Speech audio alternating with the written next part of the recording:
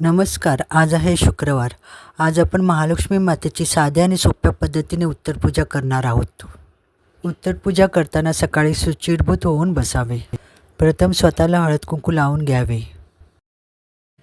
त्यानंतर आपण ठेवलेल्या विड्यावर, पावलांवर हळद कुंकू अक्षता वाहून घ्यावे.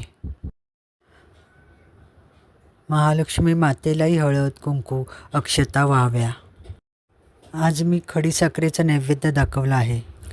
गुरुवारी आपण मातेला सजवताना खूप आनंदी उत्साही असतो, कारण जसजसं आपण मातेला सजवतो तसतसं मातेचं रूप छान असं खुलून येतं.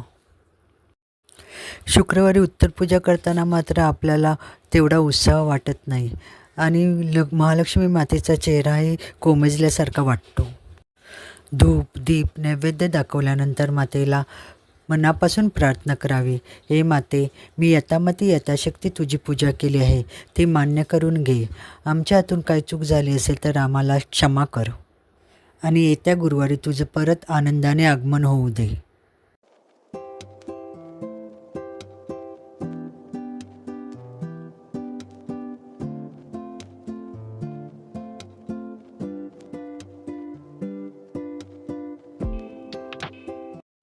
त्यानंतर आपण कलश असा दोन्ही बाजूने हलवून घ्यावा.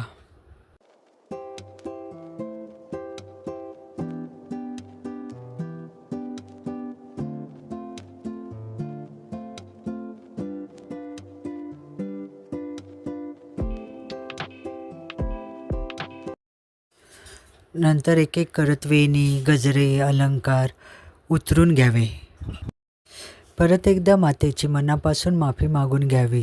अशी आपली होती साधी, सरळ, सोपी उत्तरपूजा. कलशातील पाणी तुळस सोडून इतर झाडांना टाकावे. कलशातील फांद्या घरातच 4 दिशांना ठेवाव्यात व त्यानंतर त्याचे विसर्जन करावे. सर्व गोष्टी आपल्या उचलून झाल्या की जिथे आपण पूजा केली तिथे परत एकदा हळद कुंकू अक्षता व्हाव्यात व धूप दीप दाखवावा. अशा प्रकारे आपली साधी सोपी उत्तरपूजा समाप्त झाली आहे आणि आता आपण परत भेटू पुढच्या गुरुवारी. नमस्कार आणि शॉर्ट संपूर्ण पाहिल्याबद्दल धन्यवाद. जय माता दी.